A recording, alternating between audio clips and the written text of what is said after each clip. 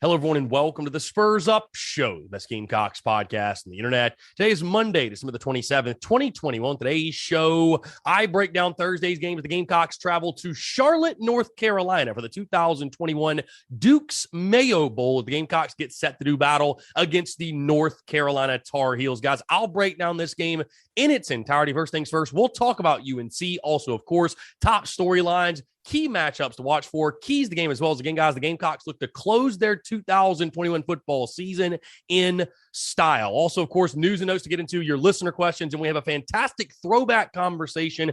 Great interview with former South Carolina defensive back Jimmy Legree as he sat down with me way back in August of 2019. Guys, a fantastic conversation. And we got a great show for you as well here on this Monday. Of course, as always, it's brought to you by our friends over at Upstate Movers Group. Guys, for all your moving needs this holiday season, as well as going into the new year, be sure to contact our friends over at Upstate Movers Group. You can find them on social media at Upstate Movers Group. Or, of course, if you have any other questions, go to their website, upstatemoversgroup.com. That's upstatemoversgroup.com. Be sure to check them out and tell them Chris from the Spurs Up Show sent you.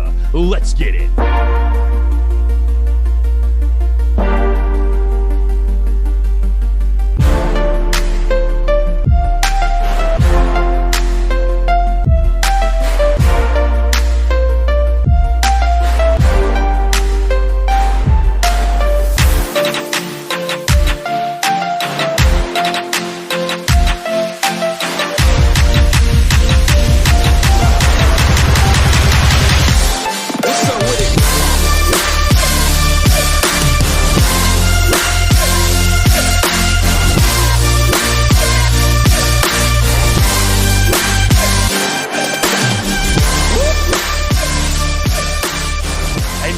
Like that, Christmas is in our rear view, and the final game week of the 2021 football season is upon us. Ladies and gents, boys and girls, happy Monday. Hope you're all doing well. Of course, as always, I'm Chris Phillips, host of the Spurs Up Show, as always. Appreciate you all tuning in. I hope this show does find you well, no matter where you are, what you're doing, whether on the commute, you're in the office, you're on the job, you got the day off. Maybe you are still on vacation, whatever it might be, folks. Again, appreciate you all tuning in. I do want to say, I hope you all had a fantastic Christmas. Hope Santa Claus brought you whatever your heart desired. And again, very, very excited. I can tell you this, folks, yours truly had a fantastic vacation, great time hanging with family, but it feels so damn good to be back in the content creation factory, be back in the studio, if you will, and be talking Gamecocks football with you all here on this Monday. But again, folks, appreciate you all tuning in. It's been far too long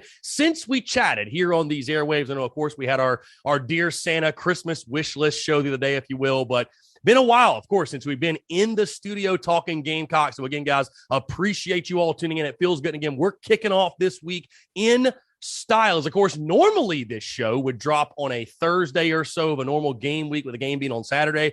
I said, you know what? We got to switch things up with a Thursday kickoff. We're heading to Charlotte on Wednesday. We're talking Duke's Mayo Bowl today. We are breaking this thing down in its entirety, in depth. And again, folks, again, appreciate you all tuning in. And I do want to say thank you so much for the continued love and support over the holiday season. You know, of course, over the last week or so, it's a little bit of a slower time of year, not nearly as much happening. We're all kind of doing our own thing with our friends and our families and enjoying the holiday season and all the good stuff. And I mean, even this week as well, you know, this week's kind of crazy also. I know we have the bowl game, but for those of you who are in the corporate world or just in the working world in general, you'll know, you relate to me when I say this, that I remember being in the corporate world when I lived in Charlotte, North Carolina. And this was one of those weeks where you almost forget like what day it is, what time it is. Is it January yet? You're like, it's because again, that week between Christmas and New Year's is just so, I don't know. It's such a blur, I guess you could say, because everybody has sort of that Christmas hangover, but it's also looking ahead to New Year's. And it's just kind of crazy. But again, appreciate you all tuning in. Very excited to be chatting with you all. As again, we continue to count down the seconds to kickoff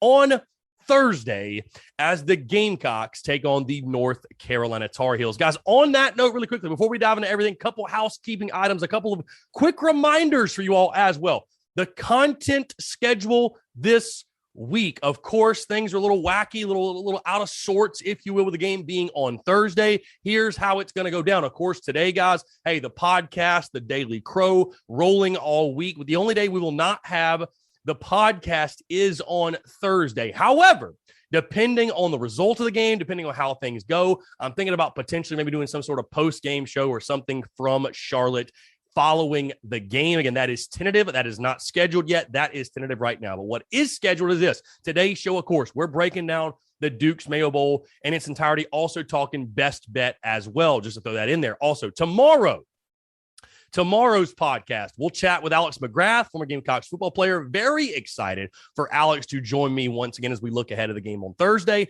And then Wednesday's show will serve as our prediction show. I will lock in my official prediction for the game on Thursday. Again, the plans for Thursday, yours truly be getting into Charlotte Wednesday afternoon, planning on taking part in some of the festivities that the Charlotte Gamecock Club will be throwing on. And again, cannot wait to hang out with a bunch of Charlotte Gamecocks up in CLT, up in the Queen City. Going to be one hell of a time. But again, we're going to head to Charlotte. We're going to do the whole game thing. Maybe, just maybe, doing something Thursday for like a post-game immediate reaction thing, if you will. But the plan certainly with the podcast is that on Friday, the show will be our normal reaction, if you will, takeaways, all that good stuff from the game that took place on Thursday. And again, of course, guys, the Daily Crow returns in grand fashion this week.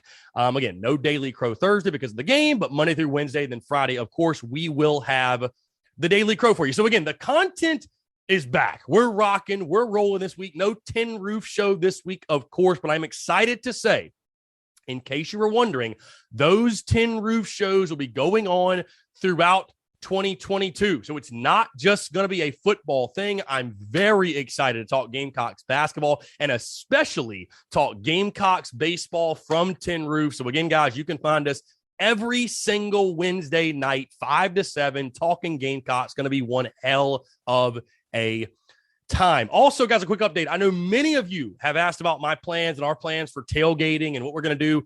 Guys, right now, the plan is not to throw or host any sort of specific TSUS tailgate. Guys, honestly, I'll just tell you, logistically, it's a nightmare. It's a nightmare. And I'm also going to the game with family and stuff like that. With the game being an 11:30 a.m. kickoff, trying to host and throw our own tailgate would just be a mess. However, like I said, guys, the Charlotte Gamecock Club is throwing a lot of different events Wednesday afternoon starting out. And then, of course, on Thursday morning, they're actually opening up Ink and Ivy early at 9 a.m., and that's for anyone. So, again, yours truly might be hanging out around there. We'll be hanging out around Romar Bearden Park. We'll be hanging out at the Dog Pound, which is right next to Bank of America Stadium, if you're familiar with that. So, again, I will keep you guys updated and let you know, but there will not be an official specific TSUS tailgate, if you will, but yours truly will be out and about wandering around. So again, if you're throwing a tailgate, by the way, would love to come crash your tailgate. We'll have the GoPro on. It's going to be a really good time, but there will not be a specific TSUS tailgate, but trust me, we will be out and about having one hell of a time hanging with Gamecocks. Going to be a lot of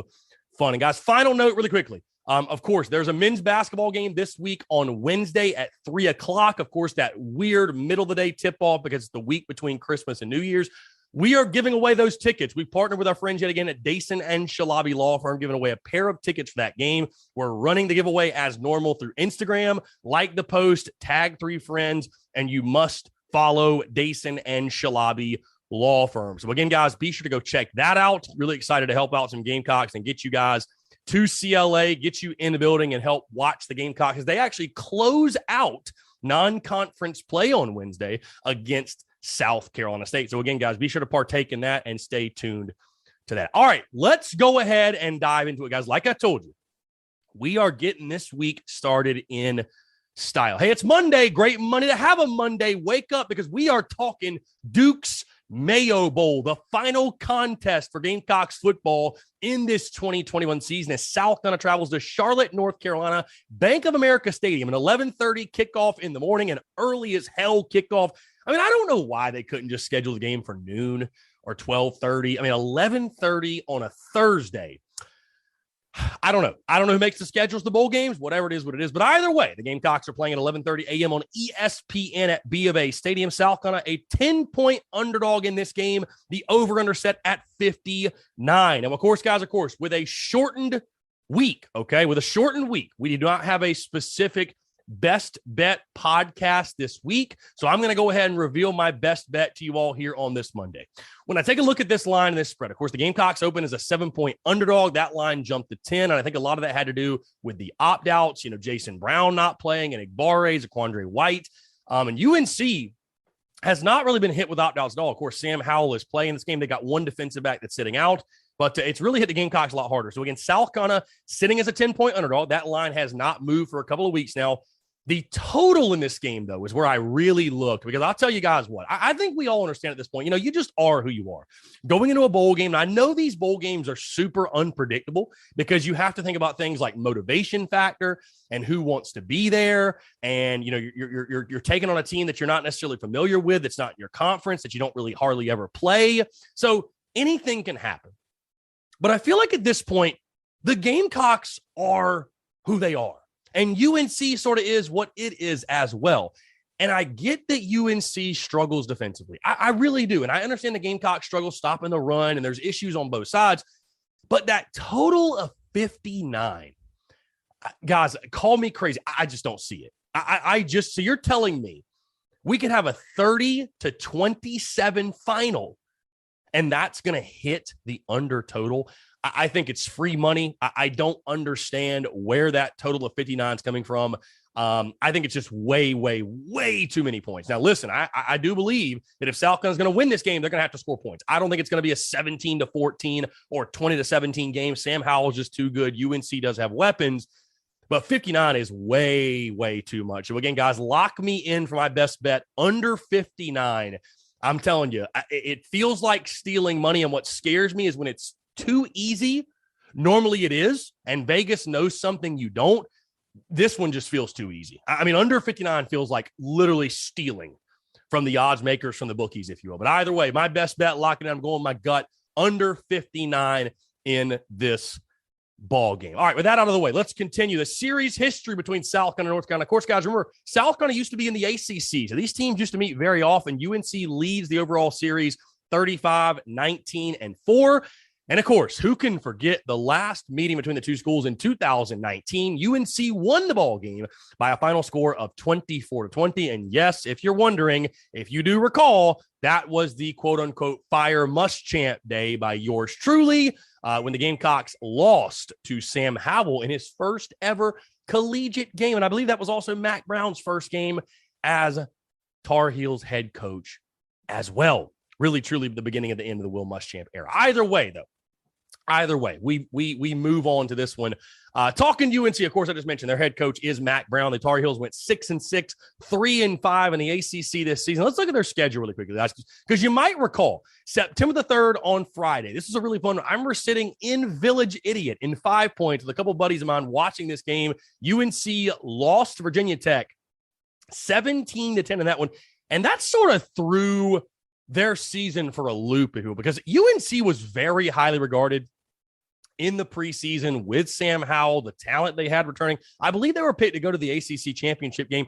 And our dear friend, Brett Ciancia, Pick Six Previews, guys, he had North Carolina in the playoff. So not only did they not make the playoff, they went 6-6, the same record as South Carolina. So again, the Gamecocks, UNC falling to Vautech to open their season. They then took care of business against Georgia State. Virginia lost at Georgia Tech 45-22, beat Duke 38-7, lost to Florida State at home 35-25, then beat Miami. Get this score, 45-42. They beat them on their home field. Then went on the road, lost to Notre Dame 44-34, then beat Wake Forest in a crazy game in Chapel Hill 58-55. They then lost to Pittsburgh in overtime, 30-23, beat Wofford 34-14. And then in their final game of the season, a really good one, by the way, another Friday game in Raleigh, North Carolina, lost to NC State by a final score of 34-30. So again, guys, you're noticing a trend, right? A lot of points scored and a lot of points given up. And you'd be correct, guys. UNC averages 36 points per game, but gives up 31 points per game. So again, the Tar Heels could not stop a nosebleed this season, but on their own end, they are very, very, very explosive. So again, going to be very interesting to see how does South Carolina combat that. All right, let's move to our top storylines, guys. And I hate to start with this storyline. I hate to. I really would rather talk about anything else. But it has to be discussed. It has to be discussed, and we're not going to ignore it and act like it's not a thing. And that is COVID, once again, rearing its ugly head and hitting bowl season. We've seen bowl games canceled. It seems like every other day a game's getting canceled or something's happening. We're seeing it in the NFL, and it seems like COVID, the Omicron variant, whatever, guys. You don't tune in to hear me talk about COVID and variants. I'm no freaking doctor, right? But we have seen the last couple of days, COVID has canceled bowl games. Now, Shane Beamer went on record yesterday in his media availability saying that the Gamecocks have no COVID issues right now and that all unvaccinated players will be tested tomorrow. So again, keep your fingers crossed. I don't think there's a large portion of the Gamecocks team that's not vaccinated, but you just never know. Again, with COVID, it's so unpredictable. We have no idea what's going on. I mean, you saw Boston College get their game canceled, I think, like the day before, Boston College in East Carolina. You saw, Memphis go all the way to Hawaii and that game get canceled the day before. So again, we've seen bowl games get affected. You just hope and pray. And again, you keep your fingers crossed that COVID will not hit this game. You keep your fingers crossed. And the Gamecocks are in Charlotte right now. Does that impact anything? What have you? All you can do is obviously just be as smart as possible, whatever. But going to be very interesting to track throughout the week because, again, it's just been something, like I said, guys, I hate talking about it. I hate talking about it because it's something so far out of our control, but it has reared its ugly head once again as something that could possibly impact the rest of bowl season. So again, we'll have to follow that storyline throughout the week, but hopefully, guys, this is the last time I bring it up and this is the last time I talk about it. But again, COVID has officially hit bowl season. Will it affect the Gamecocks? Will it affect the Tar Heels? We'll just have to wait and see. Guys, another big storyline. Let's move to on the field. Again, I don't like talking COVID. I don't want to talk COVID. Let's just focus on the game, right? Again, on the field, though, let's move into that. The opt-outs. That's the other side of bowl season, right? Guys opt out. Guys don't play. We've seen it hit all kinds of teams across college football. Well, it's hit South Carolina, of course, guys, with the big three that will not be suiting up for South Carolina. That is Jason Brown, JJ Enigbare, and Zaquandre White. And my question, guys, is this. How do the opt-outs affect South Carolina's chances? Because, again, you saw the movement in the Vegas line. As soon as Jason Brown announced he was in the transfer portal and would not play, that line jumped from a touchdown all the way to 10 points. And, again, the opt-outs are a reality. We talked about that a lot before I went on vacation, before we took last week off, what have you. That's just part of bowl season. And there's really just not a lot you can do about it. Guys want to, better their situations into the transfer portal. Guys want to go to the league, whatever. But I feel like these opt-outs have hit South Carolina in some of the worst areas possible. But you talk about the way the Gamecocks have struggled in the run game and getting after quarterbacks. Now JJ Enigbare is gone. You talk about how South Carolina struggled in the running game and running the football on the offensive side and getting any sort of push, any sort of explosiveness from its running backs. Well, now Zaquandre White's gone. You talk about the quarterback position, how that's just been such a revolving door and no consistency. Well, now Jason Brown's gone. So how do the opt-outs affect South Carolina? Again, this game is much bigger than three players, but these are three very key pieces to this Gamecocks football team and to the success this team had in this season. Again, guys, the opt-outs hitting you. Can South Carolina overcome it and find something else from some other players? Maybe some young guys who get a chance to step up and play, or, just some other players that didn't get a lot of opportunities. What can the Gamecocks do to overcome the opt-outs that have hit them over the last few weeks? Guys, another big storyline for me. Again, I talked about North Carolina. And again, you are who you are at this point in the season. UNC is what it is. It scores a lot. It gives up a lot. And as I said earlier, I think the Gamecocks are going to have to score in this game to win. And you might say, well, no, Doug, Chris, that's obvious. But I'm serious. I think South Carolina's going to have to score somewhere 24, 27, maybe even 30 points to beat North Carolina. Now, you look on paper, it should be doable, right? It really should be doable when you look at what UNC, just how bad they've been defensively and what they've been allowing in, guys. 32 points per game. They are allowing 170.4 yards per game on the ground, 4.5 yards per carry. In the passing game, they're allowing 237 yards per game, 7.71 yards per attempt. They've allowed 25 touchdown passes. Guys, they've allowed as many touchdown passes as they've thrown this year. My question, though, is simply this. We know what UNC's weakness is, but can the Gamecocks, do they have the ability to actually go out and expose UNC's weakness. Because I'll tell you what, guys, again, I understand you lost Jason Brown. I understand you lost Zaquandre White. And again, I know some people are going to hang their hat on, oh, it's a bowl game. What does it matter? But here's the thing. And again, I have not been a fire Marcus Satterfield guy, as you all know, right? I have been a pro Beamer guy. Whatever Shane Beamer wants to do, hey, there are reasons I could see for bringing Marcus Satterfield back if that home run hire is not out there for you to go get.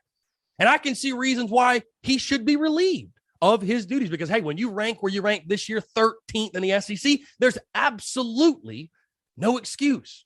And I look at a game like this, there's no excuse for the Gamecocks to not be able to put some points on the board. I mean, just absolutely none. UNC has been atrocious this year defensively, and that was in the ACC, guys. So again, I know you've got your own problems offensively. I understand the offensive line has been an absolute nightmare. But UNC's got a weakness, and it's a glaring weakness, and it's their defense all across the board. They haven't done anything well, guys. They can't stop the run. They can't stop the pass. They can't do anything. But the question turns to, hey, can the Gamecocks expose it? Do they have the ability to do that? Can Marcus Satterfield and this offensive staff put together a game plan to expose North Carolina on the defensive side?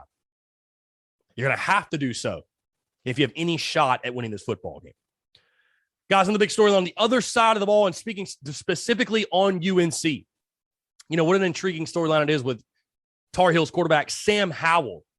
His first career game came against South Carolina in 2019 when he beat the Gamecocks by a score of 24-20. And now his final game will come against South Carolina in the same exact building in which it was in that 2019 matchup. I look at this, though, guys, as really this is Sam Howell's NFL audition. Now, number one, I'm very surprised he's playing. I really am in a day and age when quarterbacks are opting out left and right. And, you know, players I feel like don't take bowl games nearly as seriously as they used to, what have you. I'm surprised Sam Howell is playing in this one. But I look at this, like I said, guys, as really his NFL audition. I mean, he did not have the greatest year this season. Again, guys, threw 23 touchdowns, 9 interceptions. I mean, it wasn't terrible by any stretch, but I mean, people were talking about this guy as a dark horse Heisman candidate. He was nowhere near that type of level of performance. Again, what does Sam Howell do? And what can the Gamecocks do to stop him? Because again, your secondary overachieved, right? Your secondary was very good. You ranked top 10 in pass defense. But with that being said, we did see South Carolina a time or two get exposed in the back half of their defense. You know, Sam Howell wants to go out on a high note. You know, the UNC offensive staff wants to send him out on a high note. Going to be a very intriguing matchup. How does Sam Howell fare in what effectively will be his final collegiate game at North Carolina? Hey, speaking of quarterbacks, guys, on the big storyline, let's talk on the other side. The guy who will be taking the snaps for the Gamecocks since Jason Brown has opted out, that is Zeb Noland. One final hurrah for the former graduate assistant, if you will, Zeb Noland, getting out there, getting his opportunity at glory, and to go out on a high note, finishing his South Carolina career. By the way, I love what Shane Beamer said when he joked yesterday, saying that, depending on how Zeb Noland plays, that's going to determine, you know, what position he gets to coach next year, assuming he comes back as a GA. If he plays well, he'll coach quarterbacks. If he doesn't play well, he'll do something like coach offensive line, what have you. But either way, in this game, Zeb Noland's final hurrah, what can he give you?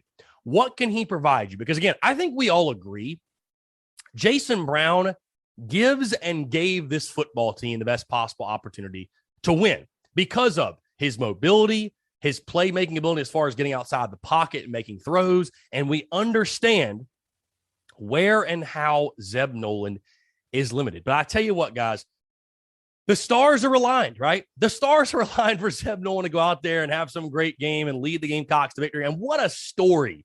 What a story it would be, by the way. Go ahead and get the Disney movie freaking queued up if Zeb Noland can do that. But again, his final hurrah. And also, by the way, on the note of the quarterback position, Zeb Noland's final hurrah. But do we see anyone else? Does a guy like Colton Gauthier finally get an opportunity? Does DeCarrion Joyner, God forbid, get back under center, even if it's just in some wildcat type of situation? Going to be interesting to see how the quarterback position plays out for the Gamecocks in this game. And again, Zeb Noland, like I said, guys, getting his one final chance, one final opportunity. Played good football for you this year, but again, we understand his limitations and what holds him back. Again, you got to think how personal is this one for him, his final time he'll ever take the field in a collegiate football game. Going to be a lot of fun to see him operate. Like I said, guys, what a story, the potential story this could be. If Zeb Nolan can lead South Carolina to victory, it'll be one for the ages, a story unlike any other. Guys, one big storyline for me, and again, this is one that I've harped on all season long, and some of you are going to roll your eyes and say, God, Chris, here we go again. We understand. But the battle in the trenches, man. Hey, you've had a lot of time to get ready for this football game. Did the time off help your offensive line? Did it help your offensive lineman? Did it help your offense as a whole? Let's also look at the defensive side, guys. You haven't been able to stop the running game for anything this season. And guess what? You face a UNC team, they can run the football. They're averaging 219.8 yards per game. Hey, get this. I didn't realize this. Ty Chandler, fantastic player, running back for them. Guess who the second leading rusher for the Tar Heels is? Quarterback Sam Howell, averaging 75 yards per game, guys, and he has ran for 11 touchdowns. You got to stop the run. You got to make UNC one-dimensional. You just can't let them have both. You can't let them have the run and the pass. You've got to make them pick. And I look at this game, guys, very similarly to how I've looked at basically every other South Carolina game this season. The key to the game is simple. Stop the run and run the ball, and you'll have a pretty damn good chance to win. So, again, the trenches will be important yet again, and especially on the offensive side. With now Zeb Nolan slinging the pill against UNC, he's going to need time to throw. He's not Jason Brown. He's not Luke Doty. He can't get outside of the pocket. He's going to need even more time. The blocking's got to be even that much better. Can the Gamecocks hold their own in the trenches? In a game that I think the trenches are pretty evenly matched. I don't think UNC has some crazy upper hand against you. But, you talk about strengths and weaknesses and, matchups beyond the matchups and how the two teams stack up. The running game is very important in this one. It's very, very important. And protecting Zeb Nolan is also of utmost importance as well. So, again, how does South kind of hold up in the trenches? Guys, on the big storyline, again, talking bowl season. And when I talk to fans, and I like gauging the overall temperature of the fan base, how fans are feeling going into a game and stuff like that. And, I'm going to be very transparent and blunt, right? Like, a bowl game is not the most important thing in the world, right? It's a bowl game. It is what it is. The Gamecocks have had a successful 2021 season. Win or lose in this game does not matter. But my question to you is this. How important is the game really? I mean, how important is it, right? Because on one hand, hey, just a bowl game. It's just the Duke's Mayo Bowl. No big deal. But guys, I look at it completely differently. Because I know a lot of people are going to say that and have that attitude like, oh, if we lose, no biggie. And I understand, I agree. Like, you're not calling people's heads or jobs or, it's not ruining the outlook of Gamecocks football moving forward if you lose this game. But you're the University of South Carolina. You have played in 24 bowl games in your history. By the way, you know what's on the line in this game? The Gamecocks have the opportunity to get their 10th bowl win in school history. Yes, the Gamecocks have the opportunity to hit double-digit bowl wins in the history of the football program. So, again, I could tell you guys this. This isn't the national championship. It's not the playoff, what have you. It's not a championship game. This game has importance. This game has importance. And Steve Spurrier, I thought, did a great job as well when he was here. Voicing why bowl games are important. Said when you win a bowl game, makes everything better in the offseason, makes everything better in spring ball, everything better in summer workouts, everything better in fall camp. And that optimism and excitement from winning your last game, it just bleeds into everything. So, again, I know a lot of people this week are going to say, oh, it's just the Duke's Mayo Bowl, like whatever. It doesn't matter, this, that, whatever. I don't like how bowl season has taken that type of attitude where, when we talked about this a lot a few weeks ago, talking about how do you fix the bowl season and guys opting out, nobody cares about bowl games. I think it's still a very big deal. I think winning the last game of your season is still a very, very big deal. It's not a big deal for winning a championship. It's not a big deal for, a multitude of reasons, but hey, it's a really big deal for momentum. It's a big deal for recruiting. And when you're a first-year head coach in Shane Beamer, and you're still trying to sell yourself to the fan base and on this program and all that good stuff and the progress you're making, hey, this game's important. This game's really important. It's another opportunity for you to go out, and especially in a game against North Carolina, guys, in a recruiting hotbed that is Charlotte. Hey, right? UNC has had a resurgence under Mack Brown. You think this game is not important for recruiting and taking back those areas in North Carolina? North Carolina's been very good at South Carolina when it comes to recruiting. Some of the best players that have put on the garnet and black ever have come from the state of North Carolina. So winning those recruiting territories, winning a game like this, it's a very, very big deal. So again, it may not be the most important thing. It might just be the little old Duke's Mayo Bowl, but winning it will go a long, long way for the progression and building the program under Shane Beamer's leadership.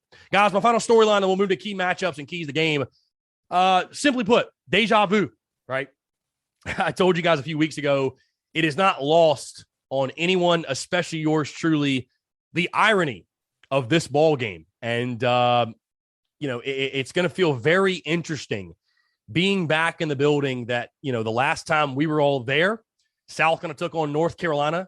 A youngster named Sam Howell took over at quarterback for UNC. Mack Brown was on the sideline. And again, it's going to be very interesting because you look at that game. That was the beginning of the end for the previous head coach. And of course, personally, to make it personal about myself, I remember vividly what happened that day. A young Sea Philly rocking a tank top and gold chains and a bandana and a horrific sunburn went viral for saying, "Fire Will Muschamp."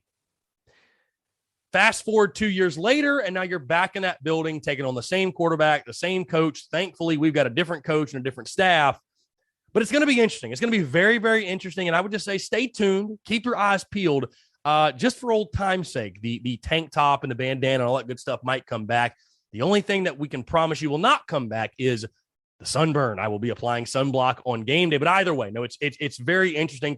Kind of a cool matchup. I know sometimes we get tired of playing the North Carolina schools and, the UNCs and the NC States. But this game specifically in the building in which it's being played in definitely feels like deja vu. It definitely feels like deja vu. And it's going to be a very interesting day and a very fun day. And, of course, again, guys, like on a personal level, I got a ton of love for Charlotte, lived there for 4 years. And so it's always cool to go back. Always cool to go back, and really excited for this ball game. All right, let's move into key matchups to watch, guys. There are some really good ones. A lot of good players playing in this game. And, of course, guys, I taught quarterbacks. Without a quarterback, you don't have a chance, and UNC certainly has a good one. And the man that's going to try to make his life hell in the back end of the Gamecocks defense and playing his final game in garnet and black, my first key matchup, defensive back Jaylen Foster against quarterback Sam Howell. Guys, of course, Howell, one of the best quarterbacks in all of college football, or at least regarded in that way. 2,851 yards passing, 23 touchdowns, and 9 interceptions on the 2021 season. Of course, guys, we all know what Jaylen Foster did with 5 picks, leading the Gamecocks and tied the lead in the SEC. He helped lead a secondary that was top 10 in pass defense on this season. So again, Sam Howell has shown this year he has not been the Sam Howell that I think many of us expect him to be, and he will put the ball in harm's way. So we're going to be up to the Gamecocks to make him pay, take advantage, guys. Of course, like every other game, turnovers will play a very, very big part in this one. Jaylen Foster in his final game after the year he's had, you would love to see a big-time performance from the All-American. So again, Jaylen Foster, Sam Howell, going to be a lot of fun to watch, that sort of chess match, if you will, between those two players. Guys, my second key matchup, in the run game. Again, running the football, very important. You think of how are the Gamecocks going to expose UNC defensively? I think you got to get it going on the ground, man. I think, again, asking Zeb Nolan to go out there and throw 30, 40, 50 passes, that is not the way to get the job done. So it starts on the ground. Running back Kevin Harris against linebacker Cedric Gregan. Gray for UNC, 86 tackles, 4 tackles for loss, and 1.5 sacks. But I'm most intrigued with Kevin Harris in this matchup and in this game as well, because Kevin Harris has got a very big decision to make post-game in regards to his future at South Carolina. Does he go to the pros? Does he hit the transfer portal? Or does he come back? And Kevin Harris, I just don't feel like we ever really saw the guy that we saw in 2020. Now, again, that wasn't all his fault. The offensive line was atrocious. But maybe, just maybe, after having some time off, having a few weeks, do we see vintage Kevin Harris return? Do we see the guy that ran all over SEC defenses just a year ago?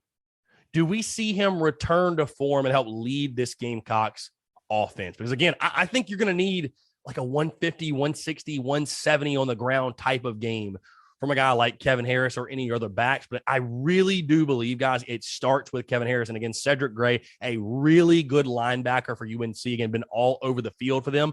So that's going to be a huge matchup. Running the football has to be a priority for South Carolina in this football game. And then speaking of running the football, guys, my final key matchup, linebacker Brad Johnson against the UNC running back Ty Chandler. And if that name sounds familiar, Ty Chandler, a transfer from Tennessee. So if that name sounds familiar, that's where you probably heard it before. And he had a hell of a year. Chandler, 1,063 yards, 6.1 yards per carry, 13 touchdowns on the year. Also did in the passing game, 14 catches, 215 yards, and 1 touchdown. Brad Johnson been a good player for you guys, second on your team in tackles, very athletic linebacker, can cover in the passing game as well. But hey, your defensive line, let's call it for what it is. They have not lived up to the billing this year. They haven't. They have not lived up to it. Your linebackers have got to step up. A guy like Brad Johnson, he's got to be that player. Ty Chandler's a very good one. He's going to get his yardage. But a guy like Brad Johnson has got to be there to meet him in the hole and give South Carolina a chance defensively when it comes to stopping the run. Because, again, you got to make UNC one-dimensional, right? You got to take something away, whether it be the run, whether it be the pass, what have you. You got to take something away. You got to take something away. All right, guys, that being said, let's move to our keys to the game because that's where I'm starting. That's where I'm starting. Again, you talk about strengths and weaknesses and how can the Gamecocks win this football game and expose North Carolina. It's going to be a challenge defensively. Listen, I feel really good about Clayton White, what he's done this year and the game plans he's put together, and I'm extremely confident that Clayton White can do his thing once again and make life very tough on this North Carolina offense. But again, you have to make the Heels one-dimensional. You've got to make UNC one-dimensional, man. You cannot let them get in a groove both passing and running the football, because if you do that, you stand no chance. And we understand what's happened with the defensive line. Guys have been very tough on the defensive line, and now you lose JJ and Igbari. You already haven't been good at things like stopping the run and getting after the quarterback, right? But I think you've got to commit one way or the other. You're either going to have to say, hey, we're going to put it on our secondary guys to play man coverage, and we're going to bring a couple extra guys down in the box, and we're going to try to stop the run with all our power.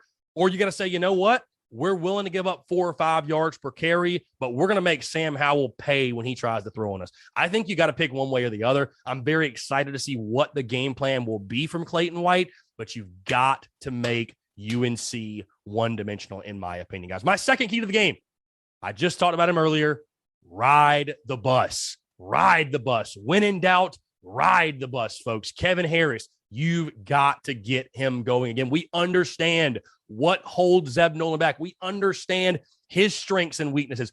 You got to get the run game going. If you can't run the football in this one, you truly have no chance. Really, just like every other game for South Carolina this year. So again, guys, my second key, ride the bus. And my third and final key, guys, is this. Again, things get weird. Things get wacky in bowl games. I feel like we haven't talked a lot about Beamer Ball lately. I feel like towards the end of the season, we did not see Beamer Ball expose itself in games and make big plays like we all hoped for. Having so much time to get ready, what does Pete Limbo and Shane Beamer have up their sleeve to throw at North Carolina? Because again, these games are all about momentum, right? Momentum shifts. And what better way to shift momentum than on special teams? So I'm really curious to see if they got something going, something that could change this game for South Carolina. And again, a game that's very evenly matched, I think.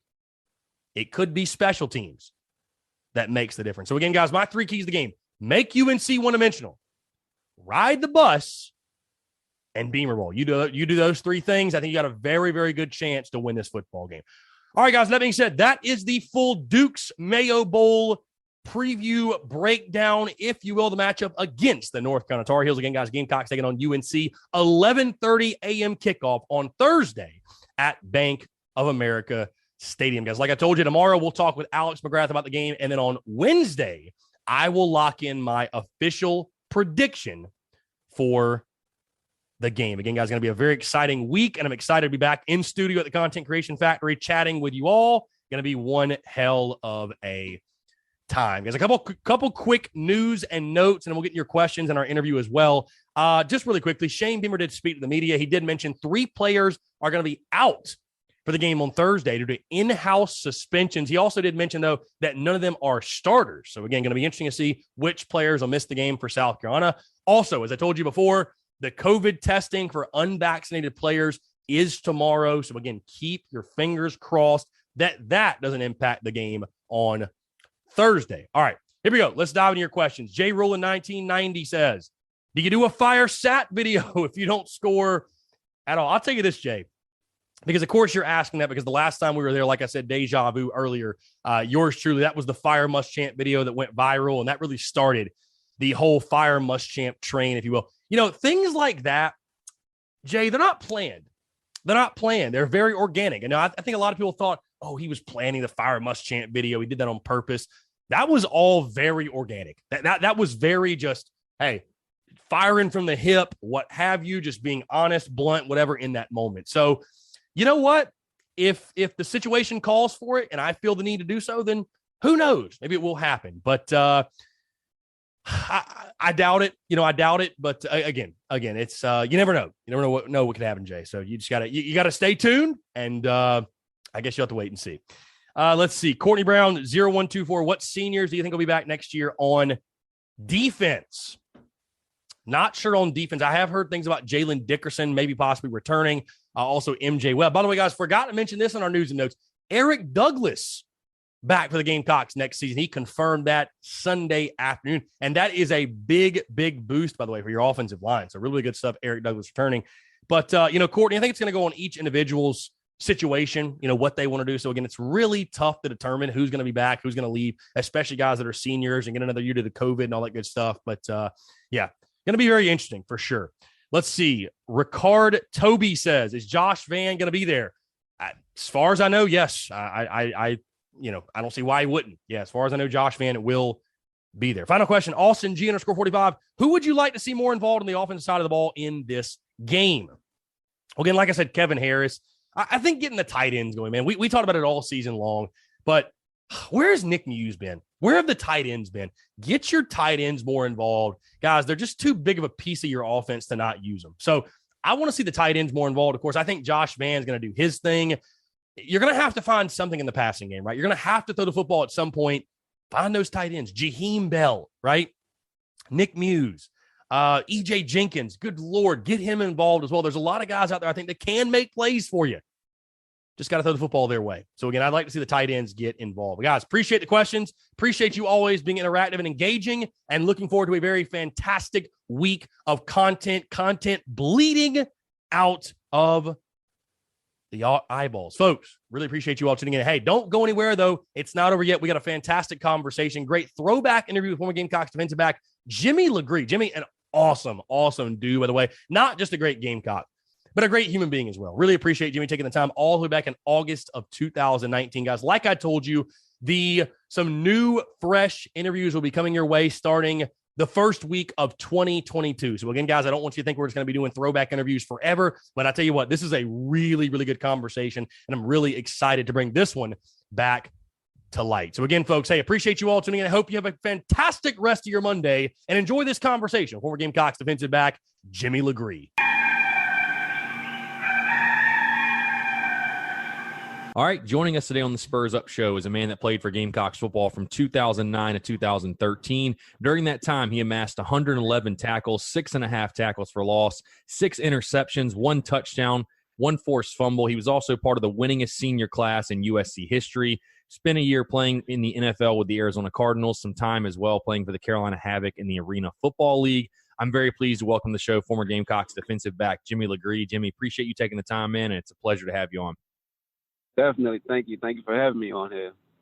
Absolutely. So, Jimmy, let's go ahead and start kind of from the beginning for you. You're a kid out of Beaufort, South Carolina. You were a 3-star prospect coming out of high school. But it's funny, when you take a look at where you were rated as a prospect and your career statistics, I feel like those two things don't add up. I feel like you were kind of an underrated guy. Just kind of talk about, first off, your recruitment to South Carolina, why you chose the Gamecocks, and then did you feel as a prospect you were underrated at all? All right, so starting off first and foremost, I'm from a place called St. Helena Island, South Carolina. Just want to put that out there. My recruitment process, I wasn't much into the hype of things as far as, 5 stars, 4 stars, or anything like that. I kind of was the person to always let my game speak for itself. So I would definitely have to give a special shout out to my coach, Coach Jerry Hatcher. He took the time out of his life to drive me to a open camp, I believe, that South Carolina was having one summer. I went up there, I believe it was going into my junior year in high school. We went up to the camp, just me and him, I believe. Might have been another teammate. Went out to the camp. That's when I met Shane Beamer. He liked my athleticism. He liked my ball skills. He said I was a pretty good corner. Later on that evening, I believe he called me and offered me a scholarship, my first D1 offer. I didn't commit right then. I kind of talked with my mom. I kind of talked with her for a little while. I think it took like 2 days, and I called Shane Beamer right back, and I said, hey, I'm ready to be a Gamecock. And then he was like, hey, glad to have you on board. Great decision. Let's get the things rolling. Funny story. I went to football practice. I believe the next morning, it was like 11 o'clock when I called him that night before telling him I wanted to commit to the Carolina Gamecock. And I went to practice the next day. I was walking out on the field, and the same coach that drove me to the camp, Coach Hatcher, as soon as I stepped on the field, he was like, Jimmy, get him chopping. I was like, what? I was like, well, what did I do? He's like, just get him chopping. I was like, man, I went to all my classes. I didn't cut any classes. I don't know. So I'm just getting him chopping, and he blow the whistle. I drop down, get back up. I did like 5 up downs, and then he hugged me. So I'm like, cool. The Spurs Up Show is brought to you by our friends over at Drizzly. Guys, friends over, binge watching your favorite show, cat on your lap. No matter your reasons for wanting to stay put, keep your feet up and get beer, wine, and spirits delivered to you in under 60 minutes with our friends over at Drizzly. Guys, Drizzly is the most convenient way to buy beer, wine, and spirits with delivery to your doorstep in under 60 minutes. They're also the #1 app for alcohol delivery. The convenience of home delivery in under 60 minutes when you need it, when you want it, guys. The convenience, you shop across stores so you can choose from a huge selection and get exactly what you want. You can also get the most value when you shop across multiple stores to compare prices and find the best deals on exactly what you're looking for. Guys, right now our friends at Drizzly are giving all new customers $5 off their first order with the code FAST5. So go download the Drizzly app or go to drizzly.com. That's DRIZLY.com and use promo code FAST5 for $5 off your first order. What's wrong with you? He was like, boy, congratulations. You committed to South Carolina. I'm happy for you. And I just started laughing. I was like, well, thank you. That was a way to congratulate me, making me do up downs. But, I definitely appreciate you for taking me and all of that. So I gave him all the glory for that. And then finding out, 3-star, I feel like a lot of the, I don't want to say best talent, but a lot of the better players, I'll go ahead and say, a lot of the better players are underrated. They don't come in with that hype or that expectation that they have to live up to. We always have a chip on our shoulder. So it's like we play more with an edge than any other player. You got your 5 stars. They come in, get everything handed to them, and 3 stars and below, we got to work for everything. And, that's fine with me. I'm a hard worker. Like, you put in what you get out, you get out what you put in. And I feel like that's better for some people. Some people don't need that hype or those expectations. They just let the game speak for themselves and then go where they can. So, now, did you grow up a Gamecock, or were you on the other side, or did you have a dog in the fight really when it came to like any college football team? Honestly, my favorite college football team was LSU. Growing up, it was one kid in particular. His name is Skylar Green. I think it was like a punt returner, or he's an athlete for LSU. And just watching him, I ended up liking LSU specifically because of him. So that was a college of mine that I always wanted to go to. But, once reality set in, I was like, hey, that's kind of far from my hometown. Family probably wouldn't be able to come see me play games or anything like that. So once I landed the D1 offer from South Carolina, it was like an hour and 15 minutes from my hometown. So I was like, hey, that's way better. I know my family can make that drive, so I want to go ahead and commit it right then. For sure. So you mentioned Shane Beamer, Jimmy. Obviously, you played for a Hall of Famer as head coach in Steve Spurrier. Talk about what your first interactions were like with him and what your relationship was like with him, I guess, being a defensive player? Because I know it varies. He's obviously more involved with the quarterbacks and the offense. But what were those first interactions like for you with Steve Spurrier? My very first time meeting Coach Spurrier was in high school. He came to my high school, him and Shane Beamer.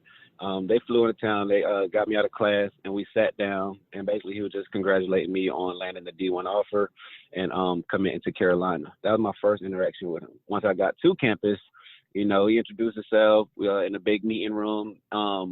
He has a very unique voice. I'll never forget it. It's kind of like a high-pitched voice. A lot of people might not know, Coach Spurrier is one of the funniest coaches I ever played for. Is always a good time with Coach Spurrier. He likes to have fun, but then he likes to win as well. So you combine the two things, then that's what makes the coach the legendary coaches. To have fun while winning games, make players want to play for you and go that extra distance, to compete at the highest level and win games. And I think that's what it was all about with Coach Spurrier. Having fun, winning games, allowing players to become themselves and play to the best of their abilities. And that's what I like most about Coach Spurrier. Now, I've heard that about Spurrier before, that he's a hysterical human being. Did he try to be funny on purpose, or was it just kind of his personality that made him, like, everything he said was just he just came off like dry humor kind of? Some people are just funny without trying. Yeah. He is definitely one of those guys. Unintentionally just funny. Like, I don't know if it was his voice, his facial expressions, or what he was saying. It was just one of those you can't stop laughing. He could be serious as a heart attack, and he would just say something, make a face, and everybody kind of holding their head down laughing, but he don't mean to be funny. Now occasionally he will crack a joke, and he'll start laughing and everything, and even his laugh is funny to make more people laugh as well. So I think he's one of those guys. He just has that personality. He's not trying to be funny, but he comes off in a humorous way. What's your funniest Spurrier moment you can tell on the airwaves? Let's see. Let me think a little bit. One of the funniest stories. I can't think of nothing right on top of the head. It would have to be one of them pregame meals when I don't know. It's some things he said. I don't want to repeat too much, but just how his voice is. He just got a high pitched voice, and it's just funny. It's funny stories, but that might gotta be told off air. Right. No, I got you. All right. So, Jimmy, let's dive into it. Obviously, you're a guy that's in state. You understand the Carolina-Clemson rivalry, and you're one of the few, I would say. I'm not sure how many were there the time you were. I mean, you were literally there from 2009 to 2013. So you were at USC for all 5 wins over Clemson in the 5-in-a-row streak. Talk about, what that was like, and, I mean, just how sweet is it, to be able to say that you're 5-0, and not just 4-0, but 5-0 against Clemson as a Gamecock. It's an honor. Looking at Clemson now, they got some national championships behind them, and to say that I was part of a team who never lost to Clemson, it feels great. Growing up, actually in college, I had a few friends of mine who actually played for that same Clemson team throughout the time that I was at Carolina. So it was like a in-state rivalry along with a high school rivalry view. I don't know, it was just fun. But yeah, to say I'm one of those guys that never lost to Clemson is an honor. Not too many people can say that. For sure. So I want to jump ahead in your career, Jimmy. Obviously, you didn't play a ton in those first couple of years. Obviously, you were redshirted in 2009, and then 10 and 11 played sporadically. But I want to talk about some specific games with you as someone that was on the field or in the environment. 2009 Ole Miss and 2010 Alabama, in my opinion, are games that really shifted the way we look at Carolina football and really led to those 3 straight 11-win seasons. Talk about those games, and where would you say those games rank in your mind as far as some of the crazier environments you've ever been a part of? I would say the 2009 against Ole Miss, I believe they were ranked number 4 at the time. Yeah. They had a hype about a guy, athlete, I think Dexter McCluster, if I'm not mistaken. He was one of those guys we game planned against. And then, it was always serious about, hey, don't let them boys come in here and, in our own backyard and beat on us like that. So I think I like defense. I say our defense stepped up to the plate, took initiative, and brought the fight to Ole Miss early. In the name, I would say Darian Stewart, I think at that particular game was definitely the MVP of the game, the player of the game. At that time, he held I don't want to say we had like a spy on him with Darren Stewart, but he was definitely shutting everything down. And that was my, like I would say, the best experience early on in my career as far as William Brice Stadium and, you know, hearing the hype and how loud it actually gets. That was I would say, if I had to rank that one, I would say top 5. I would say that's number 4. I'll give that 4 as far as craziest, wildest experience in William Brice Stadium. Now, you mentioned Darren Stewart, and it just got me kind of thinking about you were there, Jimmy, really in the heyday of the Goon Squad defenses. Who kind of started that? I mean, where did that come from? Because it just kind of seemed like it came out of nowhere. And, you obviously, when you think of those defenses you were a part of, I mean, certain guys that stand out. But where did the Goon Squad nickname for the defense come from? I would say it came out that 2009 year, the year I redshirted. We had a couple classmates that I came in with who were true freshmen who played. And once they kind of got into that defense, they brought their own little swag to it. And I think once the older guys got with the younger guys, I think they came up with that Goon Squad mentality. And that's when that name came about. And then the younger guys, you know, me and my other classmates, we carried that on. For sure. So I want to jump ahead, Jimmy, for you. 2012, really a breakout year for you. You know, your stats in the year, again, the first 2 years at Carolina that you played, you combined for 12 total tackles. That third year, 2012, you have 44 total tackles, a tackle for loss, 3 interceptions, and a pick 6. What would you say changed for you as far as from your first 3 years on campus to that 2012 season where you're able to make such a big jump statistically? I would say my confidence. I believed in myself a lot more, and I had a supportive family.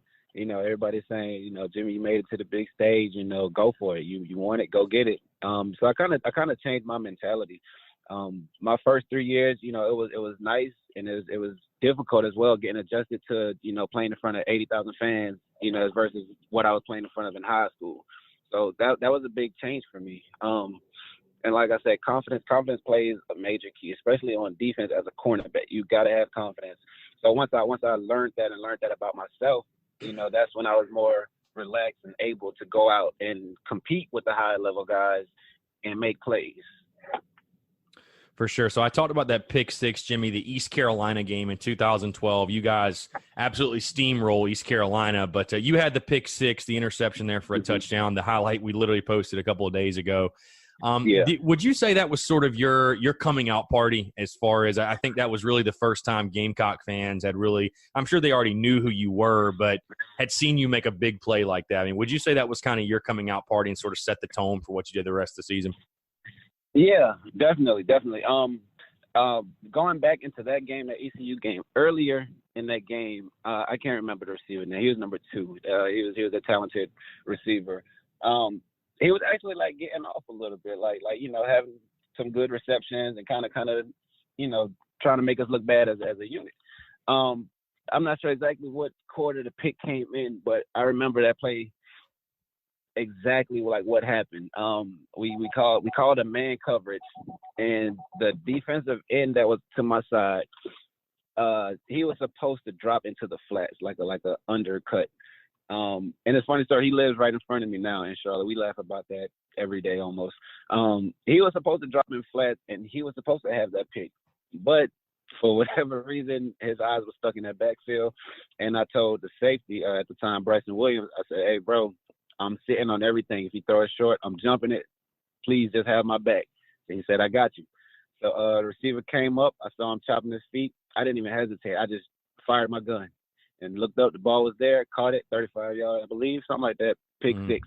First of my career. And, yeah, it was definitely a party starter as far as what I did the rest of the season. Yeah, it's funny you mentioned that was the first pick of your South Carolina career, and it goes for a touchdown. I know that had to be a really fun way to get that first one. It was unbelievable. Just looking up, like while I'm running into the end zone, looking at the fans, you know, just going crazy and just screaming and chanting and cheering for me. I'm like, you know, me, like I'm, like you said, 3-star, sailing the island, you know, playing in front of maybe 1,000 people, if that. Now to the big stage, 80,000. I just made a play. I got my name out there. I'm the reason they're hype right now. So yeah, it was definitely a special feeling. For sure. So you can't talk about the 2012 season, Jimmy, without talking about that Georgia game. I believe it was 5 versus 6 college game days in town. And you guys, the squad, both were undefeated. Yeah, both were undefeated. That you guys, the squad on defense, I mean, really the entire team played their tails off. But, I mean, you guys on defense, you'd been hearing about the star running backs from Georgia all week, obviously, and you guys completely shut them down. But just try to explain just that entire week leading up to and then that day and that game, just, I mean, what that was like. 'Cause I'm sure the emotions had to be extremely high all throughout the week, and then obviously you guys go out there and do what you did. The emotions were at an all-time high. We knew what type of stage that game specifically was going to be on. I think we had like a sold-out record attendance, if I'm not mistaken. And then we had the advantage as far as it being at our home stadium. So we prepared like any other week. You know, we took it as a normal game, but in our mind, we know it's a little higher than any other game. So we went up. We had a strict game plan. We stuck to it all week. We perfected our craft.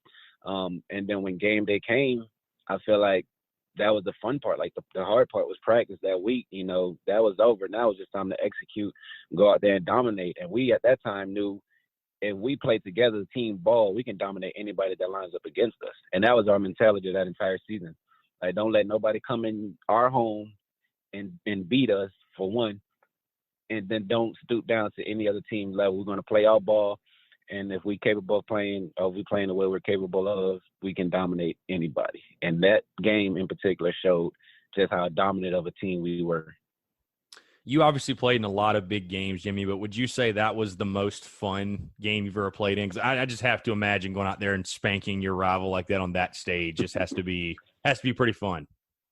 I would say that was top one. That was the number one game that I would say has been the most fun, most craziest atmosphere as far as college goes. Yes, that was number one. Number 5 team, number 16, both undefeated. They don't get no better than that. That's what we, you know, as kids, that's what we dream for. That big stage to go out in front of everybody and show the whole world what we can do. And that night we did it. And I would say, shout out to Jameer Bird on that opening drive. I believe he took an interception away from a Georgia defender. Yeah. And I think once we saw that, you know, he definitely came to play. So everybody else stepped their game up and was like, hey, we finna be in a dog fight, and we're gonna be on our P's and Q's and get it done. And that's what we did. Yeah, you could definitely say he 100% set the tone in that one, and then you guys just took care of business the rest of the way. But that following week at LSU, Jimmy, I want to talk about that when you guys, I believe, were number 2 in the country, rocking the battle armor jerseys. Yeah. You know, you nearly had another pick 6 in that game. I know the game didn't turn out the way you wanted. You guys just missed the W, but you nearly had another pick 6 and by far the longest return of your career on an interception. Just talk about that play specifically. I was actually watching the highlight back. I believe it was a 3-step drop, and I could be wrong, but it looked like it was a slant. You just stepped right in front of it. Just talk about that play specifically. What did you see? And I'll ask you, man, how did you let somebody catch you and keep you out of the end zone? All right, so that play specifically, me and DJ Swearinger, shout out to DJ. DJ is one of the most hardworking, humble guys I've ever been around. I've known DJ since high school. We ran track against each other, so big shout out to DJ. That specific play, studying game film, you know, we kind of knew what their tendencies were. I believe it was a 3rd down, if I'm not mistaken. We knew if they come out doubles to the wide field, slot guys off the ball. They like to run a wheel slant concept where the inside guy will bubble out to do a wheel and the slant is going to come behind him. So right before that play, I believe DJ said, hey, Jim, you see what they in? I was like, yes, sir. He was like, here it comes. So we already prepared for it. So once he snapped the ball, I can't remember the quarterback at the time. He did a 3-step drop. His shoulders pointed to me. I shot my gun, picked it off. And I would say I wasn't the fastest guy, you know. So kind of once I caught the interception, it was like, all right, so now I got to score. I seen, you know, a lot of green in front of me. My former high school teammate, Devin Taylor, was leading the way. So he led the way. I'm following him. I did a little cut in and out. DJ actually came up behind. I think he blocked Odell Beckham. You know, I'm running. So at that point in time, it's like I'm clear. So I would say I slowed up a little bit because I thought I had it. And the running back just came and dragged me down from behind. So I blame my teammates. They should have turned around and blocked for me. But in my eyes, I scored that touchdown. That's how I see it. Whether I physically got in it, I set the offense up for an easy touchdown. In my eyes, that was a pick six to me. No doubt. I would agree with you 100%. Yeah. Kind of jumping around here, Jimmy, but I want to ask you your opinion. I know this is going to be a tough one for you, but again, you played on some of the best defenses in South Carolina history. You mentioned DJ Swearinger amongst a bunch of guys you played with that are either still playing in the NFL or guys that are just Carolina legends in their own right. If you had to pick one between the 2011, 12, and 13 defenses, which would you say was the best one you ever played on? Ooh, that is a tough one. Let's see. I would say 2012. I would say I like all of the defense, but I'm gonna just say 2012 because it's in the middle of 2011 and 2013. I feel like we were right in our prime, and we had, of course, all 5 years were dominant, but that 2012, I believe we had some of the better games. That's fair. I would actually agree with you there. I kind of say the same thing as well. Yeah. For you guys, Jimmy, I mean, 3 straight 11-win seasons in 2011, 12, and 13. I mean, Steve Spurrier talked a lot about during his tenure the amount of firsts South Carolina was making, with 2011 obviously being the first 11-win season. But did you guys realize the impact, like the type of history you were making at that time when you guys are reeling off these 11-win seasons? Not initially. We kind of was just playing to win games. We go out there every Saturday to compete and win, not knowing the history we were actually making in doing so. But after each season, we get the bowl rings and everything. Oh, we got a ring for 11 wins this season, next season, and the following season. Then it became like, hey, we're actually making history here. So then it's just from that 11th season, it was like, well, let's see if we can outdo the season before. And we come back with another 11th season. Let's see if we can outdo that season before in 2013. So at that point in time, it was like now we're creating history, and then we want to make history as far as for the next upcoming generation to chase. So we want to leave behind a legacy of new history and have the upcoming teams try to beat out what we did. So that was our mindset. No doubt. So I want to jump back into the end of that 2012 season, Jimmy. Obviously, you guys go to the bowl game, go to the Outback Bowl, and beat Michigan. Mm-hmm. You had a pick in that one. You had an interception. Also, there was Clowney's hit in that game, which was a crazy back-and-forth game. Dylan Thompson throws the game-winning touchdown pass to Bruce Ellington. Let's stick with you and your interception, though. Talk about that play and kind of what it meant to you as far as to get that interception. Really, obviously, a play that helped seal the bowl victory there. Yeah, that play. Well, before that game, my family came out to the game, and one of my brothers, EJ, he was like, "Hey, Jim, if you get a pick, let me know what you're gonna do." Like, I was like, "Well, what you want me to do?" He said, "Hey, if you get a pick, throw up the X." I think Des Bryant, Dante Hall, them guys throw up the X and everything like that. So I said, "I got you." So when that particular play happened, the quarterback, like, he scrambled. He didn't scramble. He was like jogging laterally, and I was like, "There's no way he's about to run." So then it was like some kind of trick play they tried to do, and he just threw the ball up. So when I got the pick, I caught it, and I think Akeem was right in front of me. So I'm thinking the guy that he intentionally tried to throw the ball to, I thought I was passing. So I was like, Keem, go block somebody else. But the guy tripped me up. Immediately, as soon as I sat up, I turned around to where my brother and my family was sitting, and I threw up the X. So that was like one of the stamps, I guess, as far as, what I did for my family. They came to Florida, and that entire college career, my family did what I expected them to do. They got to travel, they got to witness me play on those big stages. I believe that was the Buccaneer Stadium that we played in. Yeah, Raymond James. Yep. Raymond James. Where I'm come from, we don't get to see stuff like that. So just taking that all in, it was a true blessing. No doubt. So, Jimmy, I've got to ask you as well in that game. I mentioned Javion Clowney's hit, a play that will forever live on in infamy. As someone that was on the field for that play, I mean, try to explain. I mean, did you see it happen? I mean, were you kind of obviously you were probably covering your man on that play, but I mean, I'd have to imagine you heard the hit, and if you saw it, I mean, just kind of talk about how crazy it was just to be on the field for what is probably one of the most replayed college football plays ever. Yeah, so I definitely heard it. first. The play before that, we got ripped off. I think it was like the fourth down, the go for it. Yeah, the measurement basically. Exactly. The chain was definitely in front of the ball, but for whatever reason, whatever that ref saw, he still gave them that first down. We were mad as a defense. So the next play, I think it was a design run. Well, it was a run play. So my guy just ran off. So of course I had to run with him. But like 2 seconds after the hut, it sounded like a car crash. Like it was that loud. Like it was like, oh shoot, like, hey, what just happened? So I jumped, turned around. I'm seeing Clowney getting up off the dude, grabbing the ball with one hand. I was like, oh shoot. So I'm just running down, jumping like, oh, we got the ball back. So then, we all celebrating everything like that. Then I'm looking at the replay of the Jumbotron. I was like, oh snap.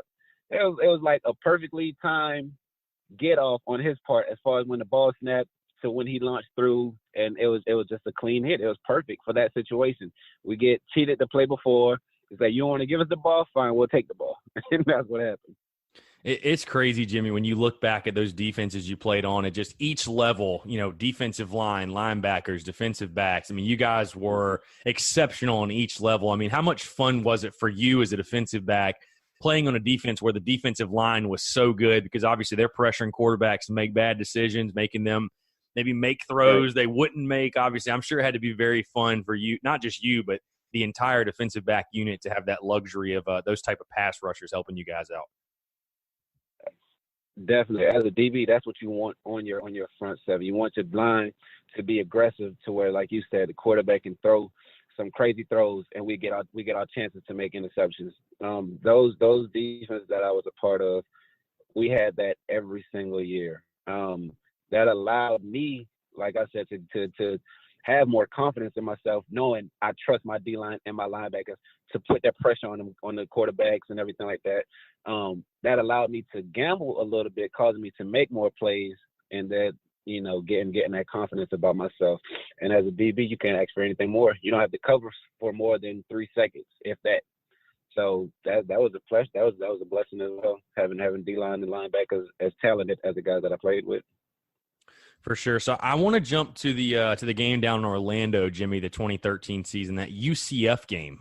You actually had a pick in that one as well. You picked off Blake Bortles, who I'm sure it's very fun for you since he's in the NFL, and it's kind of fun to say you picked off an NFL quarterback. But that was obviously a very back-and-forth game, very close game, and you guys are able to pull away for the victory. But just kind of talk about that game again. Obviously, the interception you had, but I mean, how good was that UCF team, would you say? Were they – because I know it was that team went on, I believe, to go to one of the bigger bowl games and win, I think. But just kind of talk about that game, your interception, and being able to come out with the victory. Yeah. I would say that UFC team was underrated. They were highly talented and a powerhouse team at that time. They were pretty good. Like you said, we came to win, but that was a tough fight. That was a tough game. I don't want to say we slept on them or overlooked them. Like, we came to play. We started off slow, but eventually we picked up the pace and got on board. But that UFC team, they were dominant. And that play, that pick that I had, I believe we were in a cover 3. I was playing to the wide side of the field. And right before that play, I believe Coach Wall would say, "Hey, Jim, stay home.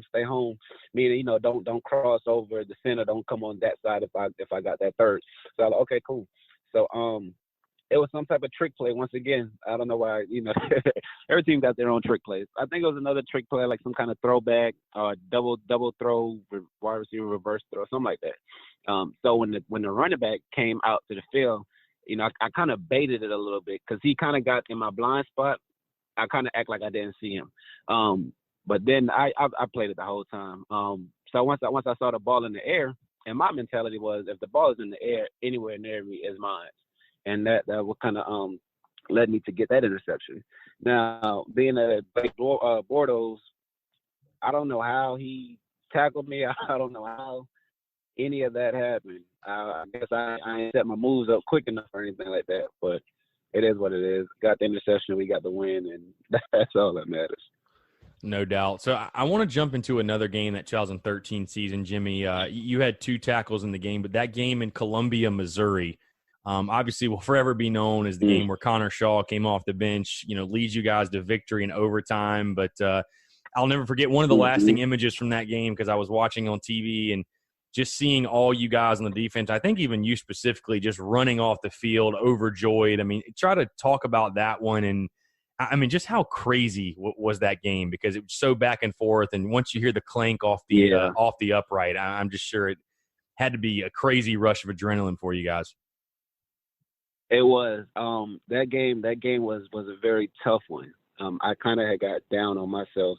There was one play, I think we had them backed up on like the 5 or 8 yard line or something like that. They had split 2 receivers out to my side, and me and Bryson Williams at the time were covering those 2 guys. And me and him kind of got mixed up. We was on the wrong page, and I think the guy went like 96, 97 yards or something like that for a touchdown. So at that point, I'm mad at myself. But we pulled it together, and that last play when he missed that field goal, I don't think I ever ran and jumped that high and fast in my life. Just the excitement that we as a team had that moment, just walking out of Missouri with the W on something that is practiced, 1,000 times leading up to the game day, and he blew it. So we were very fortunate to win that game because of the mistake of Missouri. For sure. So I want to jump ahead, Jimmy, to the Florida game, 2013 Florida. You had an INT really to seal that one, I think, with 1:20 left. Just for you as a senior, knowing it's going to be one of your last games at Williams-Brice Stadium and your last SEC game ever at Williams-Brice Stadium, just talk about that play and just how sweet that was to be able to close that game and really get the victory for South Carolina. That was another dogfight. Right before that play actually happened, I believe I dislocated my thumb or something happened with my hand, and I had to go get it taped. And I forgot who I was talking to, and I was like, hey, I need to sit out for a second. And he was like, no, we need to just play this last play or whatever. And I'm like, all right, cool. So coach had called a cover 2. Safeties, they deep, corners, they got the flats. So in that situation, I believe they had to get to the first down mark, or they had to get, a good amount of yardage to even consider trying to score. So on that play, I dropped back a little further than normal. And then I can't remember who put pressure on him. Jonathan Walton chased the quarterback out of the pocket, forced him to the sideline, and forced him to make a bad throw. So he literally threw it right to me. And so once I caught it, I said in my head, hey, game over. So when I got tackled, I laid there for like 20, 30 seconds, just realizing like, this is the last time I'm going to play in Williams-Brice Stadium. This is my final game here.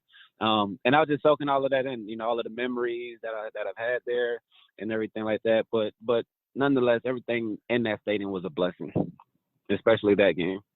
For sure. So I want to talk about you mentioned your last game in Williams-Brice. I want to talk about senior night 2013. Again, I mentioned the 5-game winning streak. You guys beat Clemson for the 5th time in a row. For you, your last one in Columbia, just kind of summarize the emotions you had walking out of Williams-Brice Stadium for the final time.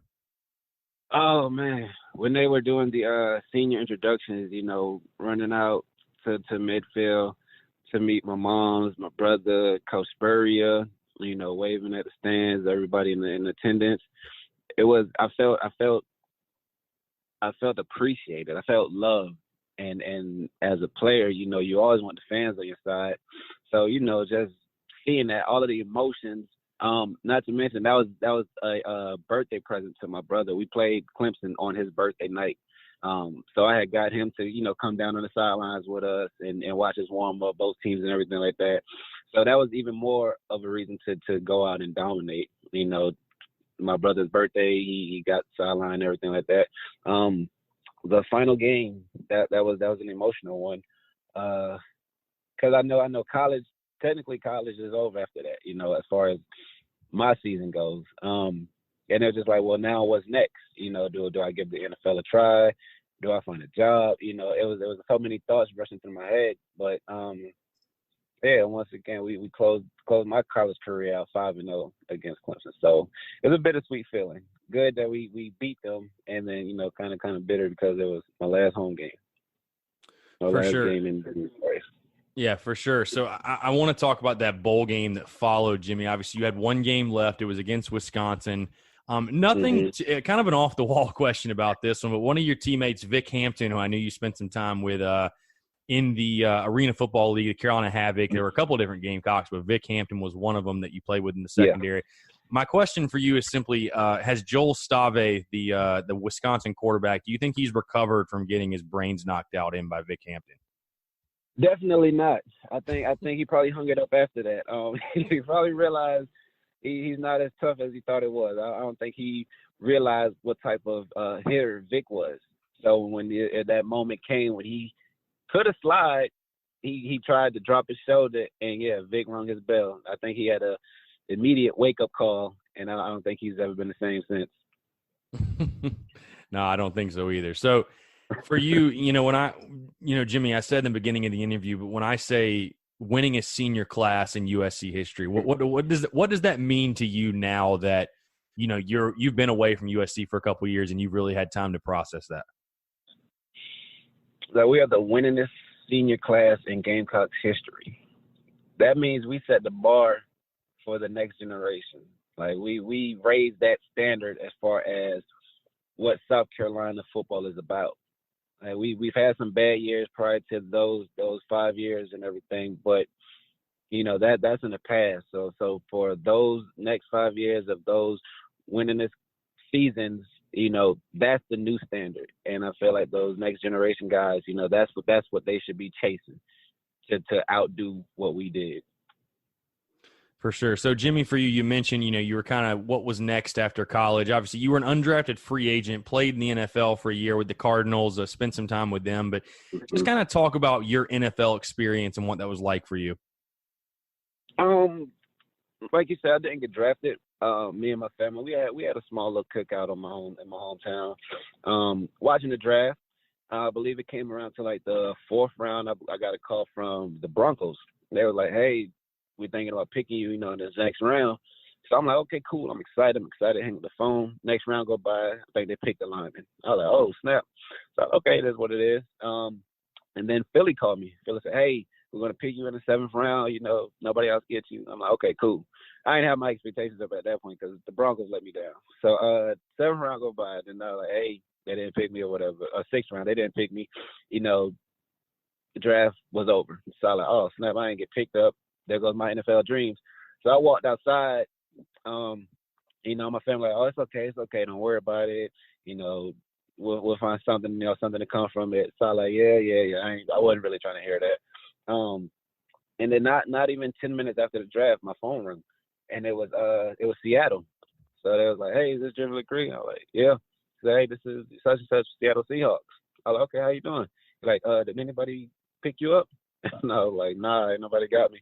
So they was like, well, what do you think about, coming out to Seattle? And I was like, well, shit, y'all just won the Super Bowl. Like, what you mean? That's a no-brainer. They're like, yeah. So they're like, all right, man, we're going to put you on a flight next morning or whatever, we'll get you out here. So I actually went out to Seattle immediately after the draft. Stayed out there, went through the mini camp, went through some OTAs and all of that. And there's 3 cuts in the NFL. I made it past all 3 cuts. So the day after the final cut, my name was still on the roster. So I'm thinking, oh, shoot, I made the team. So we good. So I called my mom. I said, hey, I made the team. We're good. Everything's going to be good. The very next day, I was in the weight room working out. A guy walked up to me and said, hey, Jimmy. And I was like, yes. He said, Pete Carroll want to see you in the office. I said, okay. So I go up upstairs to the office, and Pete Carroll basically was like, hey, we're going to be letting you go. It's nothing personal. It's a numbers game, that whole speech. So I was like, okay, cool. I respected him for even, seeing me face to face to explain that to me. So that I definitely tip my hat to Pete Carroll. So I went back to the hotel room. My flight was the next day, and I was just thinking, it was a hurtful feeling to, say that I got cut. It wasn't no good feeling. So I immediately called my mom and said, hey, I don't like this feeling. I'm done with football. I don't even want to try no more. So she was like, just give it one more try. So I was like, all right. My agent called me and said, hey, we got a few teams that still haven't done the rookie mini camp. He said we got San Francisco, Kansas City, Arizona, and Miami. Immediately my thought was, I'm going to Miami. And I was like, you know what, that might not be the smartest choice. So I was like, well, let's go to Arizona. I've never been there before. I'm thinking it's just straight desert, and I can only just focus on football. So that was my mindset. I went out there. I went out there for a week, and it was just like the weekend mini camp. So I didn't pack like much or anything like that. So those 3 days, I got out there. I made a name for myself, made some good plays. The defensive coach said, "Hey, we're going to sign you." So I was like, "Okay, cool." So we go sit down, sign the contract. So I was like, "Hey, I need to, when y'all gonna send me back home to get my stuff?" And they were like, "Well, camp is about to start, so you're staying." And I was like, "I only bought like a weekend bag." So they're like, "All right, we're gonna send you on so you can get some more clothes." So that was a funny story about that. Right then and there, I made a team, and then it went on from there.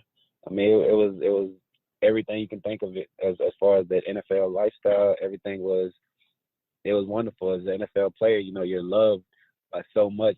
Everybody holds you to this higher standard, and it was just, well, not standard, but a higher platform. Like they appreciate you, they praise you in a sense.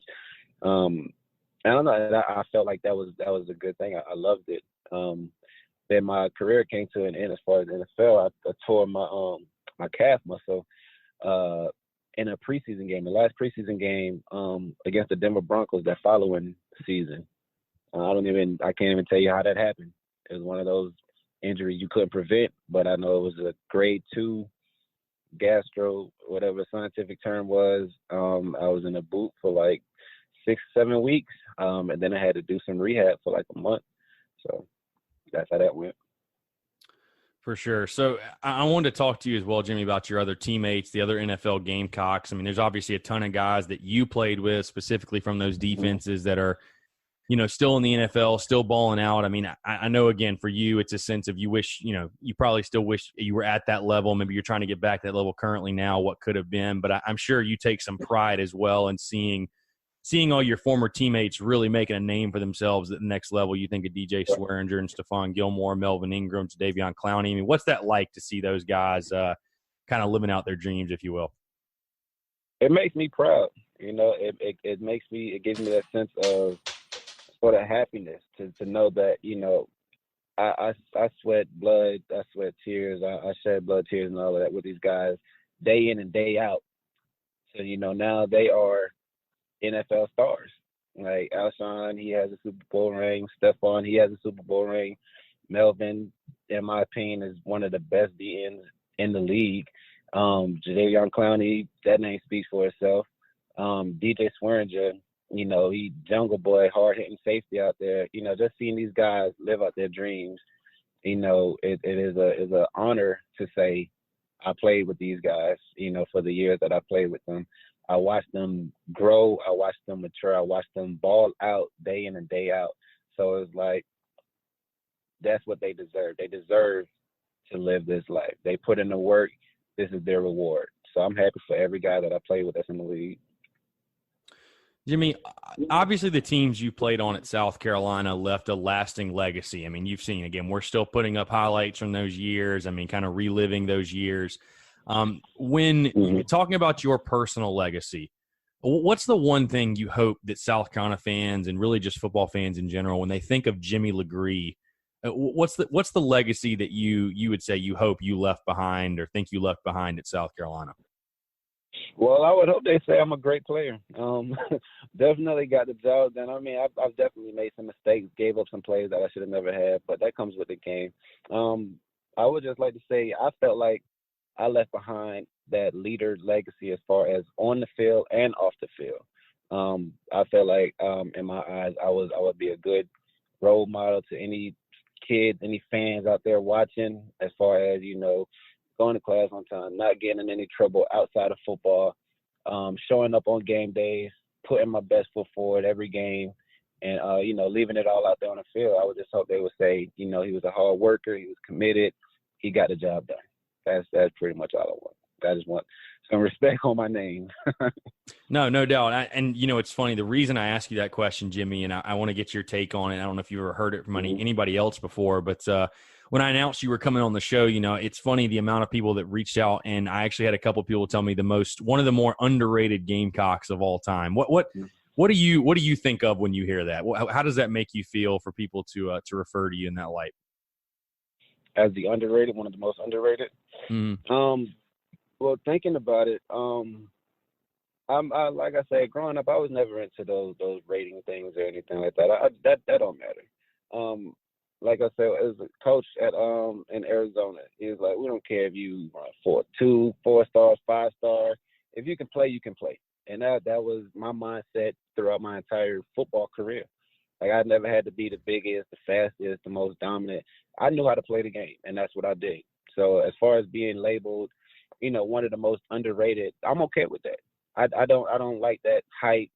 Those 5 stars, they watch your every move. Like, I was good where I was. The 3-star, that's fine with me. No doubt. Now, I would definitely say it's more of a compliment to you, because I think in a defense filled with superstars, you maybe didn't get all the credit you deserved for the level of play you provided, but no doubt. But so I want to kind of switch the conversation. We talked about earlier in the beginning of the interview, you've been playing a little bit of arena football here and there with the Carolina Havoc. Just kind of update Gamecock fans on kind of what you've been doing since your days at Carolina and the NFL. What's the life of Jimmy Legree like right now? The life of Jimmy Legree. After my NFL career, I actually went to Canada for a little while. I was out with the Toronto Argonauts. That didn't last very long. Canadian football is a lot different than the NFL. So I ended up coming back home, or coming back to the States. And then I moved to Charlotte. I found a decent job, a pretty good job. I have 2 beautiful boys now, that they are a blessing.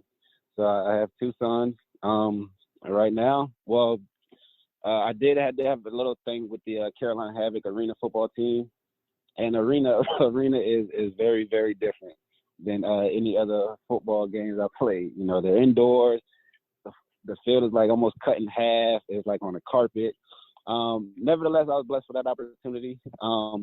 But I would say my arena days are probably over with. So now, I'm just living life, take care of my kids, and taking it one day at a time.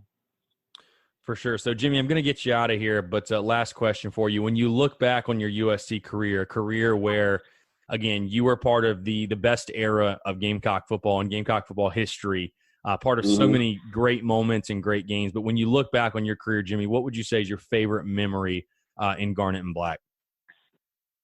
My favorite memory would have to be the one and only touchdown that I've ever got at South Carolina.